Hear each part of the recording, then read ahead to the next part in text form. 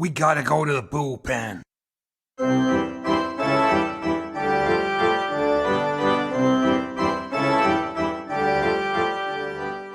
Hello listeners and a warm welcome to the Highland Bullpen Baseball and Sports Podcast. Our bullpen bros will give a uniquely Scottish take on America's pastime. And in terms of baseball knowledge, it doesn't matter if you're a Hall of Famer heading for Cooperstown or you're fresh out of the minor leagues. This is the podcast for you. So, third weekly review of the Major League Baseball season.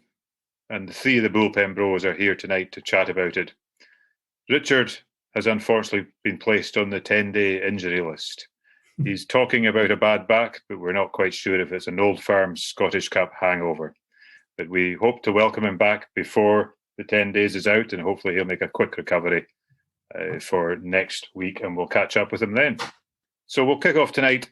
I'll be asking the guys about their heroes and villains of the week.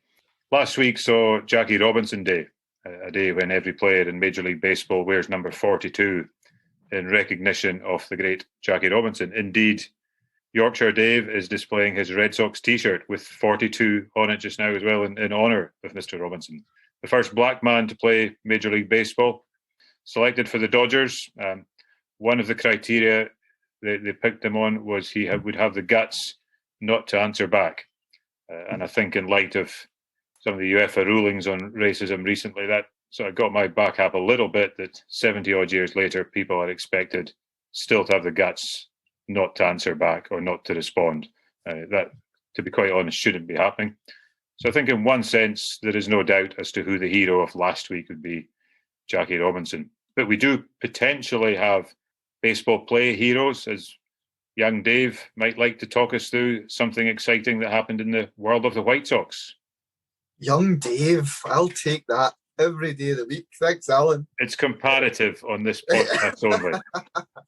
Yeah, first off, in Jackie Robinson, as someone relatively new to baseball, I'd heard the name a little bit over the years, and I didn't quite realise the impact until, specifically, the last year or so, watching the film, which, again, everybody should go out and watch, 42, with Chadwick Boseman. Great film. Not overplayed in any way. I think a lot of aspects are underplayed, but it's a good story, and I think it's apparently a very fair representation of what the man and his family went through. Again, the more and more that you hear about him, there's a really good documentary as well called Letters from Jackie, which might be available on the MLB website. I don't know that one. It's really quite good. It's based on, he's a big letter writer, which of the time, it was just slightly ahead of Twitter, but he would write letters and receive replies from presidents, from fans, and he kept up real good correspondence with people. And again, a lot of these people kept these letters, and I think when you watch the documentary and hear the letters being read out, a hell of a man. I know this might be sacrilege to not idolise the man for this next sentence, but I'd love to, Jackie Robinson Day, I'd love the MLB to explore that even more and start talking about the other black men that followed in his footsteps. Who was the second black man, the third, the fourth? How did they feel about coming into the MLB? And what sort of impact did they have? Because we do focus on Jackie, and quite rightly so. But I think it'd be great to hear about and from those other men that he blazed the trail for. I'm not sure if you've ever looked into it at all, Alan. One thing I would recommend our listeners follow on Twitter, there is a Negro Leagues baseball museum in Kansas City, and they've got an excellent Twitter site run by Bob Kendrick. They did a YouTube series last year with 20 different episodes, very short episodes, 5 minutes, good viewing, talking through a number of aspects of the leagues. And I would recommend that. But yeah, it's an interesting point about developing Major League Baseball discussion beyond Jackie. But that's a fantastic museum. It's certainly on my list for when I get to Kansas City to tick that stadium off. One day, who knows, the four of us may get along together. Yeah. And do the tour. But sorry, coming back to your point about Carlos, who I accept he can take a second place to Jackie in the Heroes of the Week. So again, for those that weren't aware, so Carlos Rodon, a White Sox pitcher, and from out of nowhere, he threw a no-hitter. I don't know where, kid. I don't know where. to lead the Masters, he did very well. So he threw a no-hitter against the Tribe, Cleveland Indians, in the last week. A game that the White Sox won, naturally, given that statistic. There's a whole lot of information around that. I sat and watched Giolito throw a no-hitter last season. This one came relatively quickly into the season. It's a very rare occurrence for those that are new to the game. It's quite something to watch, and I think regardless of which team you support, whenever you watch a team celebrate a no-hitter or a perfect game, it's probably unlike any other occurrence in a baseball game, other than winning a pennant or winning a World Series. There seems to be absolute mass jubilation at someone making that, achieving that feat, as opposed to winning a game can quite often just count down to the last out and, okay, that's great, we won, on to the next one. There's a moment. Perhaps the only other thing similar might be a walk-off home run when there's that absolute jubilation. And it was great that this year Rodon had that moment with the fans where he could celebrate that as well. So a couple of quick stats about the game. Apparently, so Carlos, he did have shoulder surgery. He was the third pick around about 7 years ago, and he's had a pretty injury-laden career. And one of those injuries is the really common injury with pitchers. Again, yourself and Dave might be in a better position to talk through, but Tommy John surgery. Yeah. So this is really, really common for pitchers, but he is the quickest. He's the first man after having Tommy John surgery to throw a no-hitter only 2 years after that injury. So that's quite something to celebrate. He was 2 outs away from throwing a perfect game when the batter, with only 2 outs remaining, was hit by pitch and therefore went to first base. So again, for listeners out there, a perfect game is even rarer than a no-hitter. And the thing that I found really remarkable about that is that you're moments away, you're potentially 2 balls away from a perfect game, and that collapses in front of you, but you still find the gumption to see through the next few pitches. And indeed, I think he threw a few cracking pitches after that to not only get over losing a perfect game, but in reaching that achievement of a no-hitter. So I think for a guy that was cut from the White Sox during the winter, he was told, we're looking for someone else. He's had injuries over the years, bad injuries, and to come back and get that moment, I think that's pretty special. Can I just, two points I want to follow up on there. In Yorkshire, Dave might be well placed to answer this, but I'm right in thinking that I know this is probably quite simple, but a no-hitter, batters still hit the ball, but they just don't get to base. And it's a no-hitter because they don't hit the base, yes? Yes. Yeah. So you can still make contact, but you can be, the ball could fly out to centre field. Yeah. And you're caught out.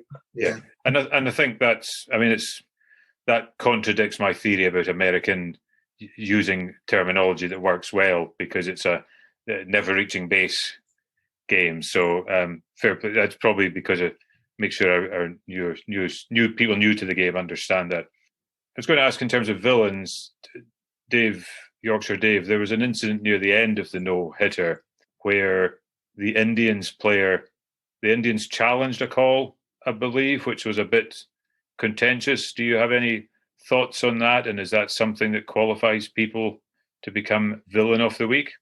Yeah, I was just trying to think back. I can't remember what it was, but the incident when the guy got to base to ruin his perfect game was, he was hit by the pitch and he couldn't disguise it because it must have hurt. It only just hit him, didn't it? Right on the sort of, the big toe of his right foot, I think, and he couldn't sort of complain. He was in pain. So I don't know if it had just brushed it. You've seen one or two instances where players have been hit by a pitch, but it's just sort of brushed their glove and they've gone to first base. I think if that would have happened, he might not have, wanted to take the Okay. pitch.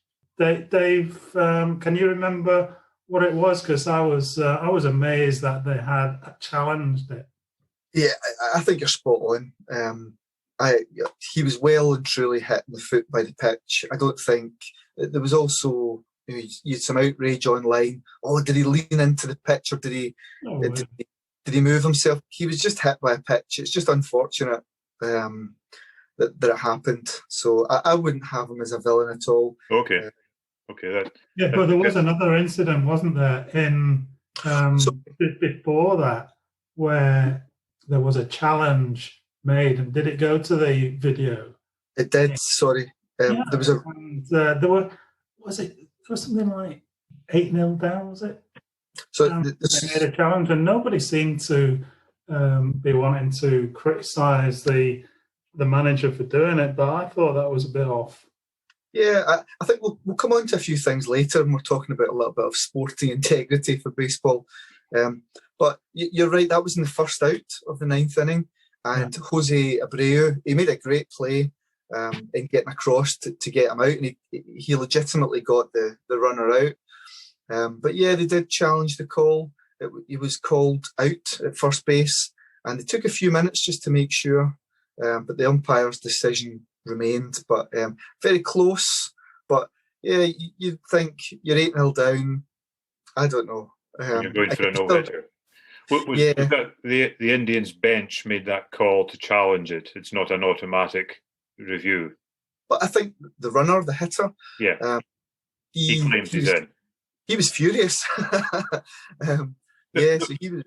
Nobody wants to be on the end of a pumping and a no-hitter and an 8-0 defeat, but there's that maybe doesn't leave the best taste in the mouth, and maybe given that it's on the other end of a historic evening for the White Sox within the bullpen, we might be quite content to give that Cleveland Indian runner a bit of stick for that, and let's do it. Let's stand up for our boys.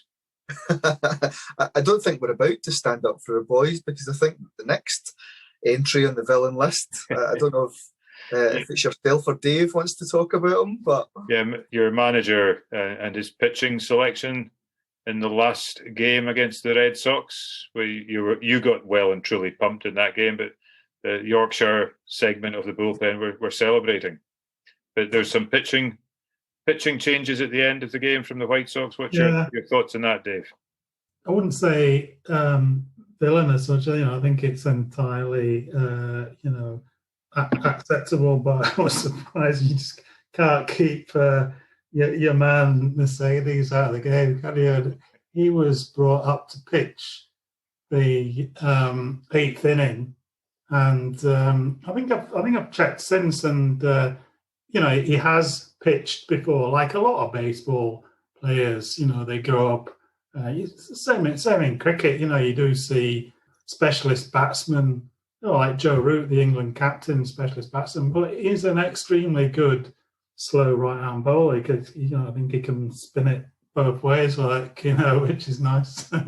And he gets test wickets, and likewise, your man Mercedes is a pitcher. But and I just wondered about that. I'm not sure I've seen that before. I'm not sure it's. I think it's a done thing occasionally, but he loaded the bases, didn't he? I thought, well, and he did get the out, didn't he? He gave up a run, but it was almost a grand slam, wasn't it? I mean, I just thought he didn't seem the sort of guy who would be affected by that. But supposing it did, it did go into a grand slam, and but then, jokingly, I texted Dave and I says, Who's the wee guy? Is it wee Maddie? Maddie goes, is he going to pitch next? The next thing I know, it was Mendick was up pitching. I thought, this is getting a bit of a joke. He's obviously trying to save his bullpen. And I would say Alex Cora, who, by the way, unashamedly, is my hero of the week, hero of the season. This is a way to save your bullpen.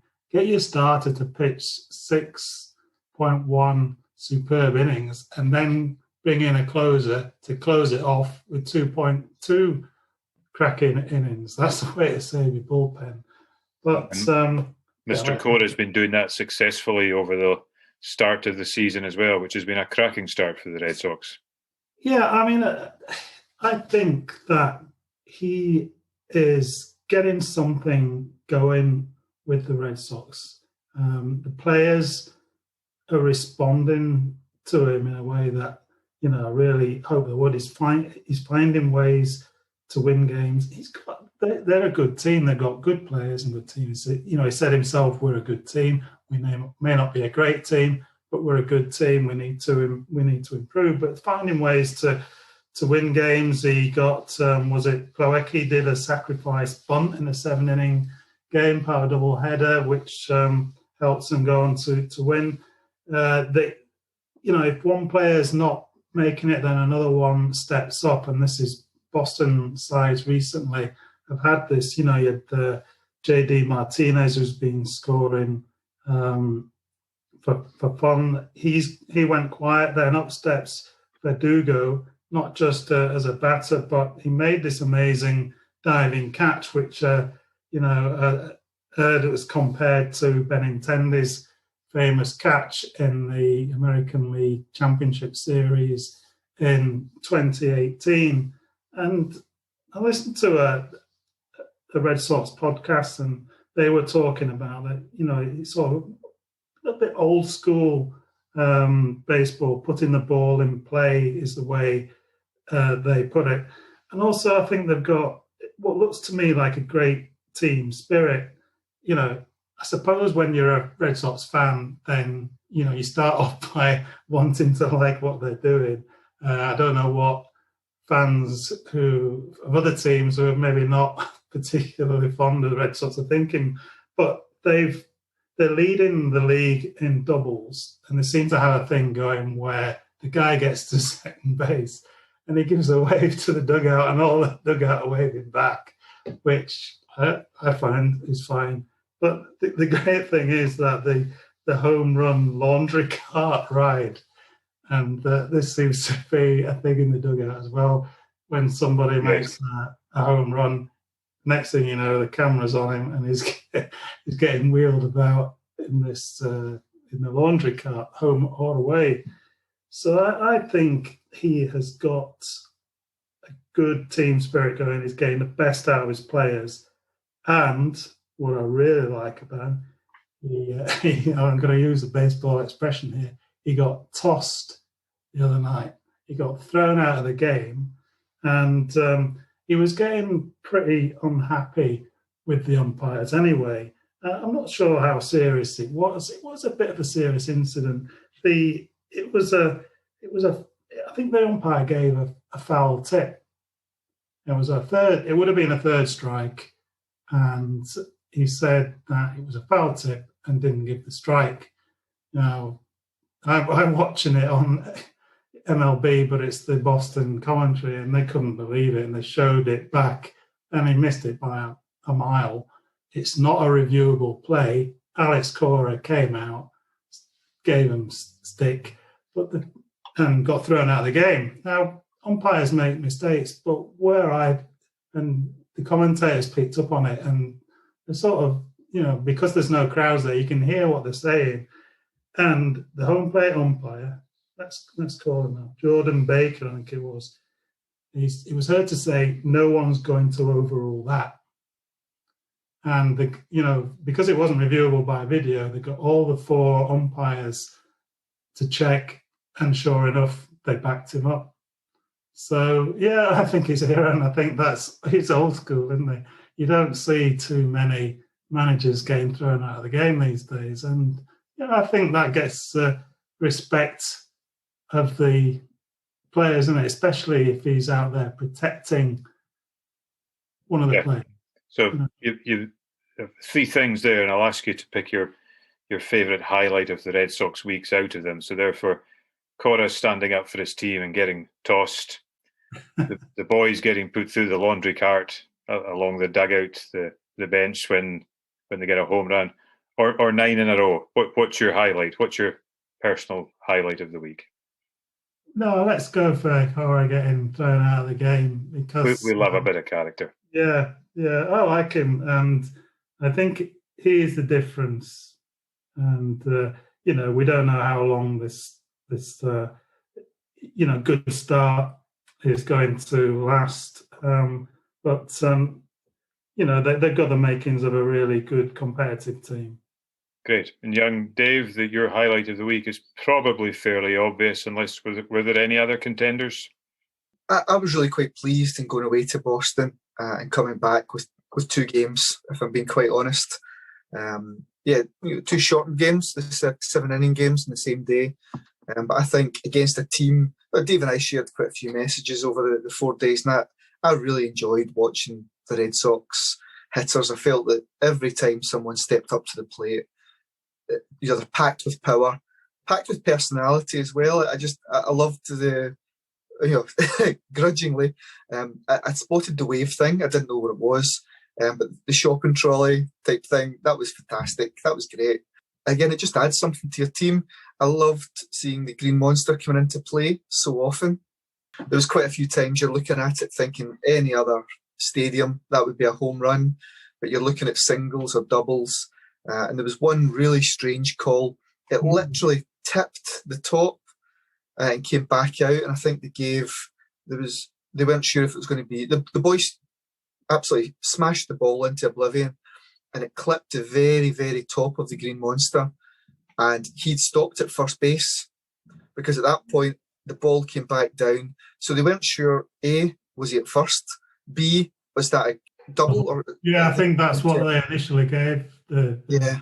And then I think ultimately was given a home run because the line, which is a lot more obvious along parts of the Green Monster, actually melds into part of the stand. It's a bit more orange, but you could tell once they showed highlights of the line, it was a home run. And you do think to be deprived of something like that after you've smacked the hell out of a ball would kind of suck. So the commentary said you could tell by the sound it made that it hadn't hit the Green Monster because it's metal. I think they refer to it as tin. I don't know whether it is tin or whether that's, but it's definitely metal. And I've seen it close up, and you can see it's sort of pop marked with all the balls that have hit it. I don't know how often they have to, reline it, but you could see that the top of it, there was the yellow wooden bar that goes on the top of the Green Monster, and then there was a padded bit because they've now got seats up there, haven't they? So there's a padded area where the first row of seats is. So I don't know whether that is a good thing or a bad thing for hitters at Fenway. I've never really been quite able to work it out. I think it's supposed to favour right-handed hitters, the ballpark, even though some of their most famous hitters, and guess who I'm going to mention, Ted Williams, were left-handed. But I think it's supposed to favour right-handed batsmen. So good highlights from the guys from a couple of competitive teams there, the White Sox and the Red Sox. My own personal highlight, as I predicted last week, the Tigers would struggle when they went to Houston to play the Astros, and they would get some good results in Oakland against the A's.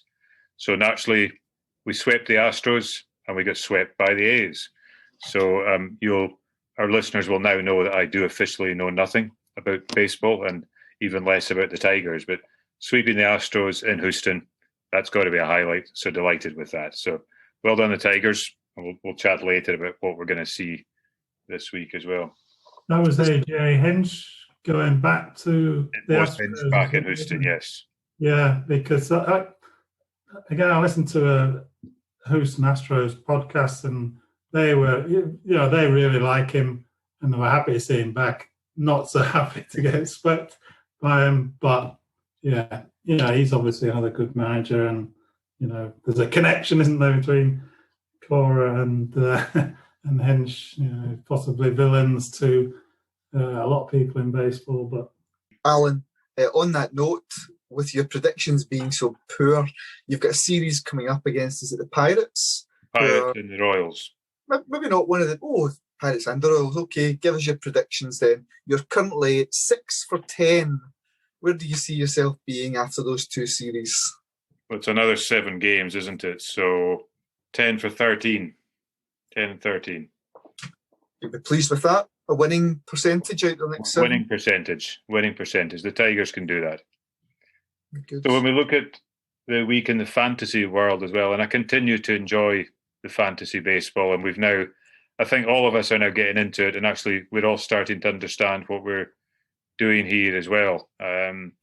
We battled the Highland Bullpen team of Mariners, Tigers, Red Sox and White Sox. We battled tea and tops last week, and a very late RBI from Madrigal of the White Sox saw us catch up and overtake in the RBI section, and we achieved a 5-5 tie. So I think, in the words of Yorkshire Dave, we are undefeated, and we will keep saying that until the end of it. So this week up we have Ducks across the pond. So we've actually surprisingly kicked off. Well, they've not had many people out playing yet, so we'll not reveal the score as to where we are. But it looks good. But obviously, when the ERA from last night's game with the White Sox comes into fruition, we might struggle a wee bit. But looking forward to it. Players of the week. I'm not even going to ask you your opinion for the pitching player of the week. We had Matty Boyd up again. We had him last week as a close shout. This week, Boyd got another win. He got 9 strikes, an ERA of 1.93. He was a close call last week. So a Tigers pitcher doing that 2 weeks in a row. Matthew Boyd, you deserve to be our pitching player of the week. For batters, I've selected a player from each of the teams. Hernandez, the Red Sox, 4 runs, 1 homer, 2 RBI, average .304. Eaton, 3 runs, 1 home run, 4 RBI and .238. And Ramos of the Tigers, 2 runs, 2 home runs, 4 RBIs and a .208, I think you've got there. So there's a wee bit of competition there amongst who should maybe be the batting player of the week. Dave? I would be really tempted to give it to Kike. I enjoyed watching him as well during the 4 games. A great lead-off man. Really exciting to watch. I think he may have hit a homer at one point, straight off the bat. But yeah. He was good to watch. I didn't see any of the Tigers games, Alan, so you'll need to forgive me. But between the 2 Sox, I would give it to Kike. And I think the most runs and the highest average deserves to win that. So he'll steal you a base or 2 as well, won't he? So he's quite useful in that category. I didn't actually check who won our stolen bases, but we did okay in the stolen bases as well. So yeah. But Anderson's good for stolen base, isn't he? Yeah. And in Highland Bullpen Fantasy League, there has been a little bit of drama at the top of the league, although I hate to say when he's not here, but the Sinking Mariners had a good night last night. So they've stretched their lead over the Roston Bed Sox again. Detroit Tigers suck, and the White Jocks trailing behind in 3rd and 4th place. So we need to pull our socks up and get that Tigers roaring before we can get back to these guys as well. But I'm actually pleased with the commitment we're giving to our Highland Bullpen team as we take on all comers in the UK Baseball Podcasting League. We know where the real glory lies. It's been a good start. I think we're doing quite well. Yeah, I'm quite pleased because we're only picking guys from our team. Plus, there's plenty of our best players have been taken by our opponents, isn't there? I think last night, the guy picked up Divas, didn't he? And he was the only one who scored for him. The Red Sox third baseman. It is interesting. One of the things I'm now looking at is who our opponents have of our players, because I feel quite offended at times now that they're actually doing this. We will work on that. But we can make trades, although I think we might be struggling to get some of the top players out of there. But we've got a good selection of players. I think we've worked out our strategy, so we're good. And maybe just tying up this section, just a quick look at our social media week. So thank you to all our new followers on the Twitter land. Thank you to our listeners in Bermuda. We believe they may well be connected to the bullpen, so it's exciting to hear that. And we're proudly using the hashtag now, the Scots heard around the world. So when you see that, you will know it is us. And a special thanks to Baseball Softball UK Twitter account, running baseball softball in the UK. They've done a special feature on official Twitter account for Baseball Softball UK. Done a special feature on all the podcasts in the UK, and we were delighted to be featured for the first time this year as the northernmost baseball podcast in the UK. So delighted to receive that accolade. We'll be listening to some of the other podcasts on there, and we recommend you do too as well. Thank you for that.